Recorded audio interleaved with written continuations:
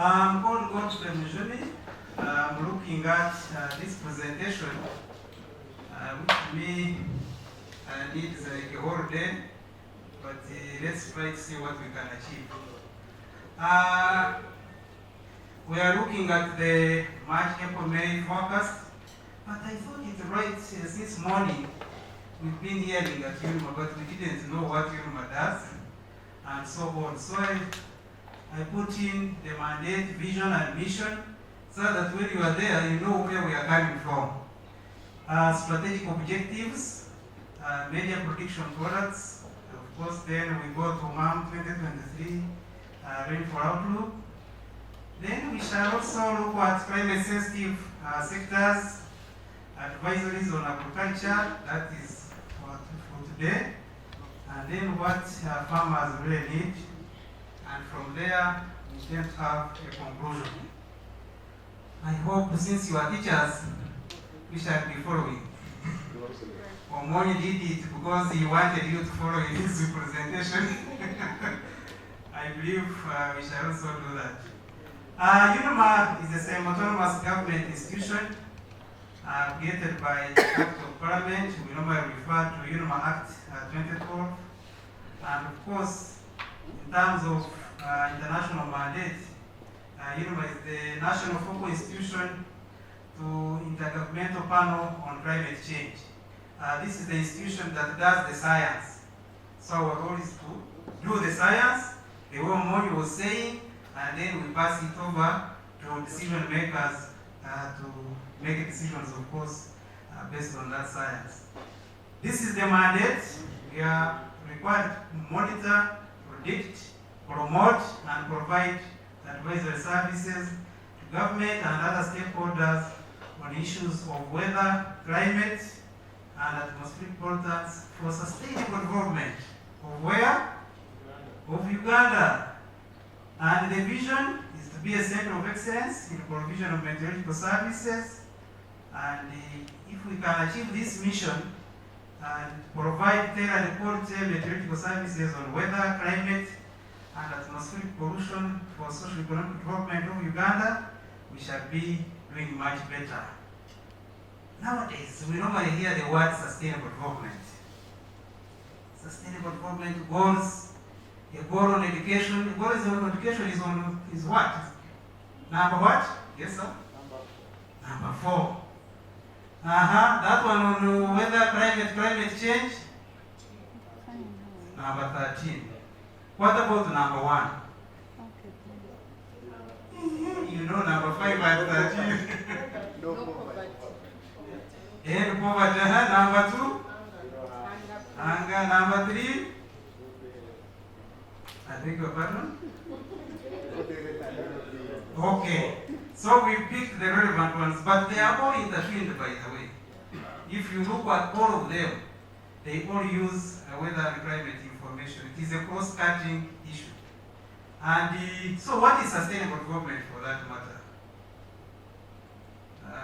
To me, they use it to be a good student during your days. You can as well help me. From the simplest understanding to me, it is that development which caters for the needs of the current people, but while not making it hard for the upcoming generation. You've said it, but some people didn't hear it properly. Okay, according to me, Yes. Sustainable development looks at meeting the current needs of the current people or other beings, while not making it hard for the coming generation. True. Yeah, so what are those needs we are talking about? Well, those are the ones we need. Let's share the needs. Let it be participatory. You are teachers and you cannot really afford to remain silent. Yes, madam, my sister? I have 2. Yes. Water and vegetation. Water and vegetation, we can say natural resources for that matter. Continue.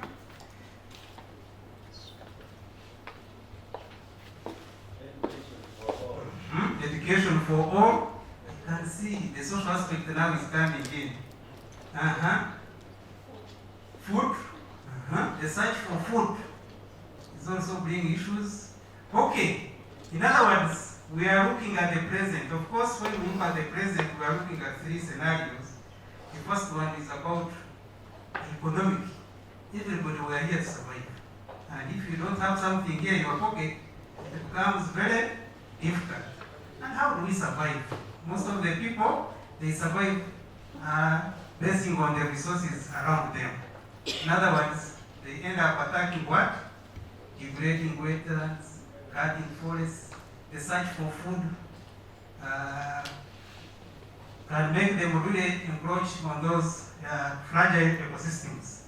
And of course, the social aspect, we need to put it into consideration. Issues of gender, inclusion, and even when you were registering there, you are putting issues of gender. How many women do we have? What about men? So, in other words, we are looking at economic, social, and also what? And environmental. And when we add all of them, we can end up with sustainable development.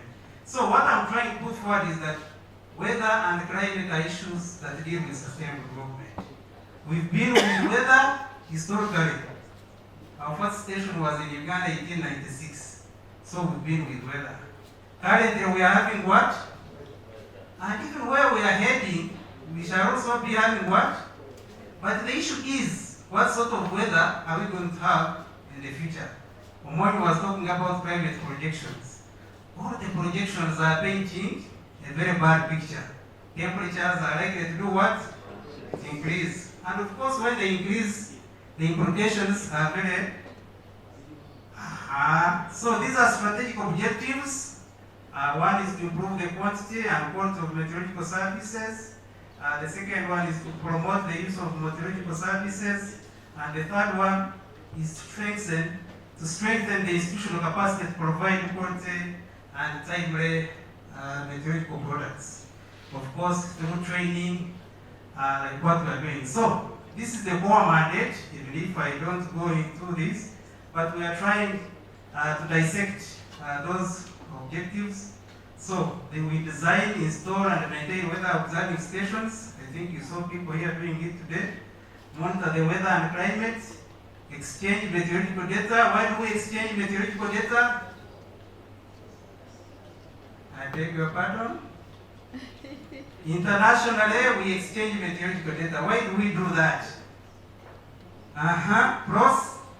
Because weather has no geographical boundaries. So weather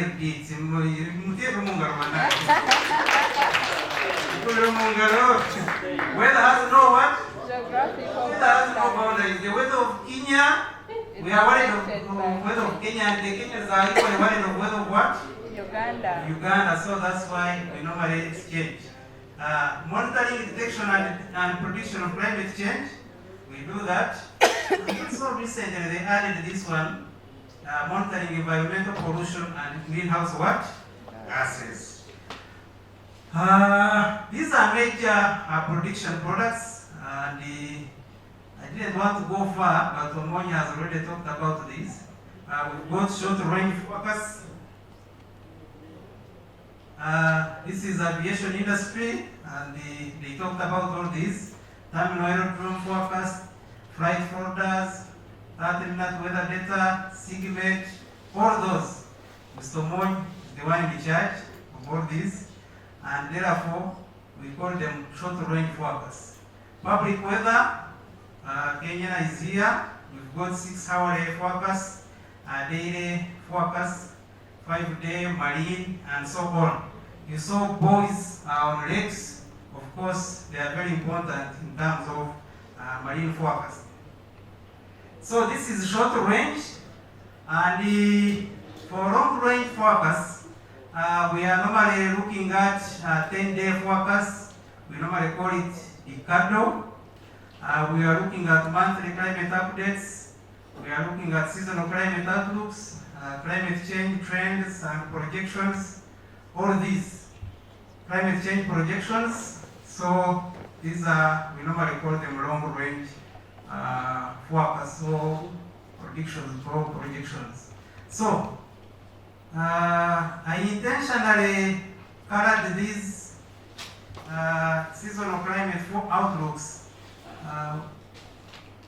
Who are good at colors? Ladies?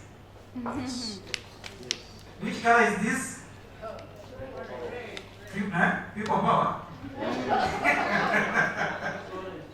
This is a red. Orange. What about this one? Green. So this is the DP. So I colored these ones, the DJF and JJA, and not so much rather MAM and so on intentionally. I'm lacking yellow. Where can I create yellow? So why do you think I colored it this way? Yes, we will put reds, orange, and the rest greens corresponding to 2 weeks of March, May, So do you concur with Wapuguru? Yes. Yes. An alternative view. Yes, Tumwine? I think according to me, EJF and JJA, they are associated with sun-shade drought and many, and then mom and son are associated with a lot of rainfall because of the overhead sun, meaning life and life. Okay, I think you are speaking the same language in different any other different view. So that is it. We can say that here in Uganda, generally, this is a general picture. During December, January, February, we normally experience dry season. And also June, July, August, somehow we experience dry season. Whereas March, April, May, and also September, October, November, these are rainy seasons. And that's why we normally say Uganda has 2 what? Rainy seasons. If you fail in season 1, then you can try in season what? So we are like a country. But in some other countries, they only have 1 what? But I must say that when you go to northern Uganda, during June, July, August, they normally experience some substantial amounts of rainfall, so I should qualify that one. But if you go to this man's place, he said he's from Shema, the only district without representation. This man is saying it. So I'm only talked about this thing all together, but I'm also putting it in another form. Since we are forecasting, so these are some of the parameters we normally use. We use sea surface temperatures, indices, we use Indian Ocean dipole indices. Of course, we consider the tropical convergence zone. We consider El Nino Southern Oscillation indices. We consider winds. And all these, if you can put them together, you can reach almost more than 300 parameters. And of course, we are trying to predict this thing. By the way, with prediction, it doesn't mean that all the time you must get what? Sometimes you get what? No rain. Actually, the most important prediction is this. Because when you predict the rain, it's business as usual, isn't it? But when you don't predict the rain, that's when you should take mitigation what? Measures. And of course, all these are put into the computer, we run and eventually get a product rain or no rain. And of course, we use various methods. More managed to talk about 2 because of time, statistical and dynamical. And of course, we have others like analog year. We look by it and we try to get a year that is looking almost similar to the current year, isn't it? Yes. And then we say this year looks almost exactly like the previous year. It's like having a newborn child. For those ladies, when a newborn child comes in, they normally look at the features. Like this man much as this time is having a bad head, but at one point you should have hair. But of course, they look at the features, they look at the hands, they look at the forehead, they look at the nose. If the nose is extended and the new child is having a small one, then they say, maybe chama. In other words, the features of a newborn baby are traced back to his what? Yeah, his descendants. Where does he come from? Bwatafanana kitawe, afana nani? Jajawe. Bwatafanana jajawe, afana nani? Mama we. Omwana wa musajja oba omwana wa Where was the omwana wachi? Wa musajja omwana yandifana nani abachi? Yeah. So as we try really to use that one, we eventually, of course, get this forecast, and this is also a forecast. By the one also method which I forgot is expert judgment. You can have all these outputs at your disposal, but if you cannot take a decision based on expertise, it becomes very difficult. And nowadays, by the way, you find yourself with so many output products, and you can fail. You find almost you're having like dead. And now you say, what can I do? They can as well confuse you. So, if you have done it, if you have been there, then you are able to get a forecast. So this one was looking at the onset, dates, and where you see this yellowish, they were saying that around this area, we expected rainfall to have started around February 20th. Then around these areas, who comes from these areas? Bunyanga? But the one from Ruel would be around here also. Yeah, so we expected around March 6th, and it was progressing. So in northern Uganda, we expected by March 20th, onset to have established parts of Karamoja. If by now really they don't have rain, then this forecast is having a problem. But I believe most areas would have received what? Rain by this time. Of course, when we are forecasting, we also look at the maximum wet spells, so that it is important for farmers to take a decision. Are we likely to have more wet spells than dry spells? So, we also look at those, but when you look at this, you realize that almost the entire season, we are likely to have what? Good rainfall. We expect, actually we don't expect any dry spells that side. But when you look here, rather, dry spells, we expect them really to start around this side. In other words, rainfall will be reducing around May 11th to May what? May 18th. Then this side, when you start seeing more wet, or rather dry spells, that means the season is reducing a bit. There is some kind of relaxation. The season doesn't reduce that it is like an event, it stops today. It stops slowly. Then if it has been raining for 4 or 5 days in a week, it can now rain 2. Later on it rains 1, and eventually it stops. So this is what we are trying to communicate. And of course, by doing so, we ended up with this forecast, which is also being overtaken by events. And this is what we expect for April. We expect some good rainfall to cover almost the entire country. You can see it starts from here onwards, the majority of the what? Of the places in Uganda. So you can see we still have some rainfall. And of course, when you have rainfall, then the most important thing is what are those climate sensitive sectors. We've got agriculture, we've got like crop, animal husbandry and so on. We've got energy. Mr. Kisera talked about the solar, wind, data. We've got health. We've got disaster risk reduction, transport, water resources, you can name them. All these sectors can be impacted by rainfall.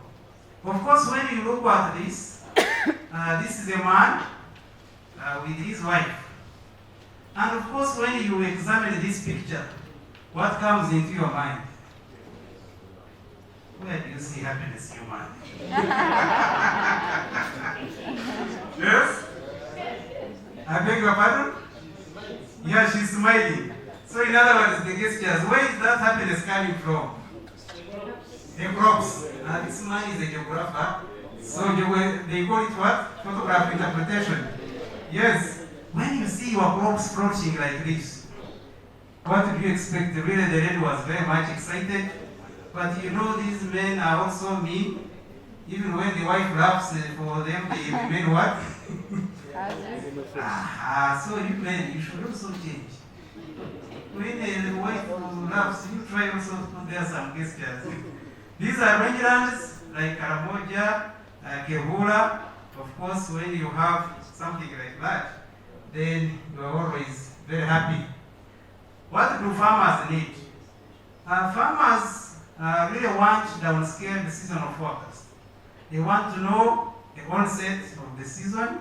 They want to know how much rainfall will be there in the season, because the different crops have different water requirements. Like maize, the traditional varieties, they require 500 millimeters and above in a season. So if you cannot have that one, then think about modified maize varieties. Of course, those are some of the decisions which are taken using this rainfall. Date of cessation, we are talking about end of rains, and also the dry spells. We normally fear dry spells like nothing. Imagine you have opened your land, planted your seeds, all of a sudden, the dry spells come in. So that's why we are looking at. Of course, weekly, the same thing happens. The same thing I was trying really to demonstrate this, when to open up the land, when to sow, when to add fertilizers, pesticides, rather to apply pesticides, irrigate, harvest, and also the choice of what? Of crops. So these are some of the advisories which are based on the 4 forecasts. Here I'm looking at only agriculture. And the agriculture, almost there are like 4 sectors. The first sector, we are looking at crop subsector. We are also looking at livestock subsector, fisheries, agriculture, you can name them. So, UNMA, what it does, it normally invites experts from agriculture, and we look at the impact of this forecast, and then they are able now to attach advisories. So, for like crop subsector, the negative impacts could be increased pests and diseases as a result of the forecast. Crop rotting, because here we are talking about that we are going to have a lot of rainfall, increased leaching of soil nutrients, and then after understanding that, then they can also look at advisories.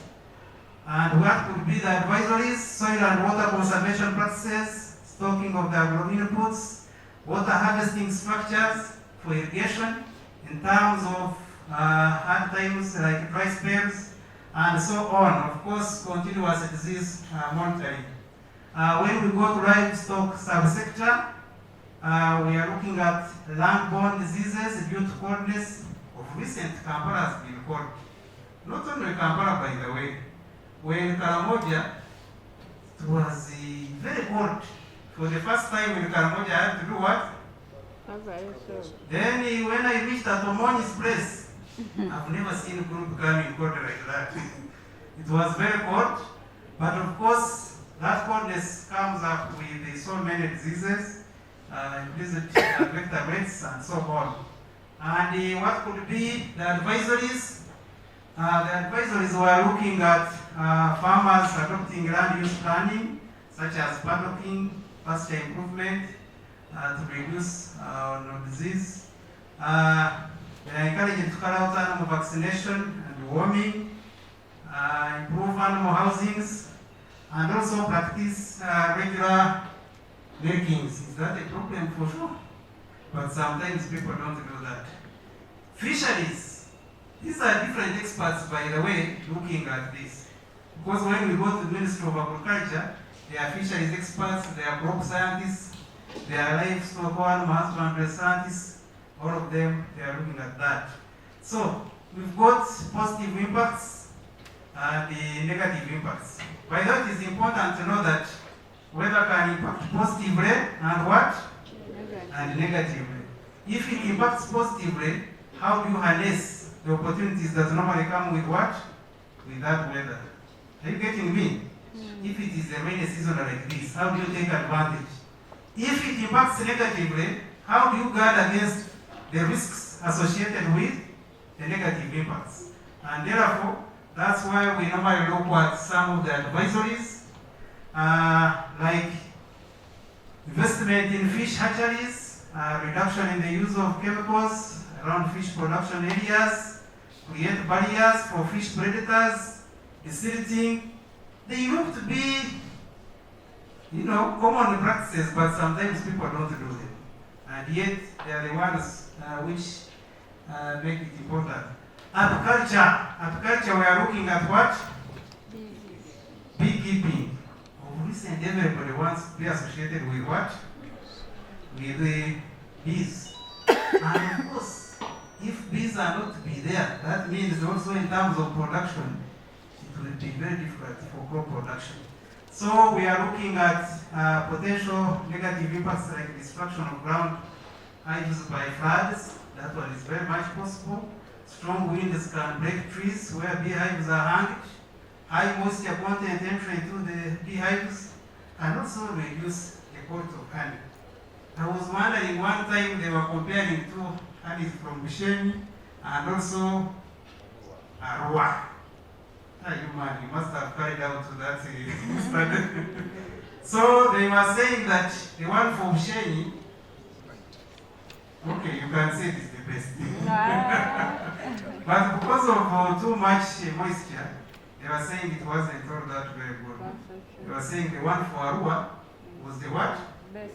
But I couldn't really understand that thing. But I got to understand when I worked with these people. These are some of the advisories. I encourage farmers to use improved beehives, like the Kenya top bar beehives. So for you teachers who are willing to go into beekeeping, look for this one. And yet also to look for this one. Kenya top what? Top bar. You are at the top of the what? Of the bar. So that even if something comes, it cannot really affect you.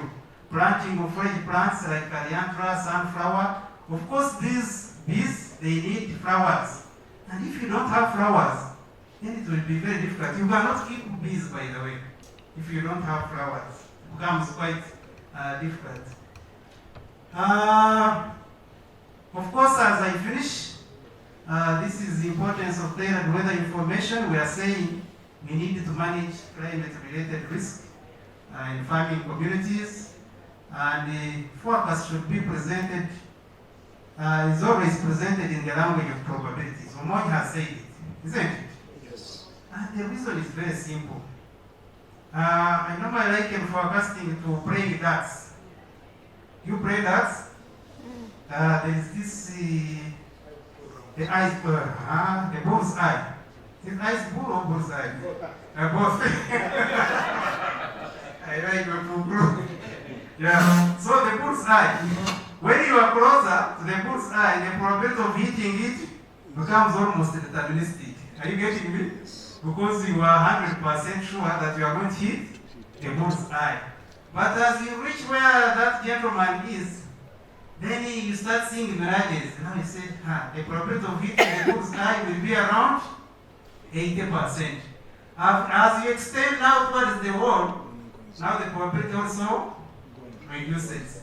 So the closer you are to the forecasting period, the higher the what? The accuracy. And therefore, for seasonal forecasting, because we are far away from the forecasting period, then the accuracy tends to reduce compared with the short-term forecast. So as I conclude, I must say that weather and climate information can enhance increase agricultural production, which can enhance also food production and also reduce poverty.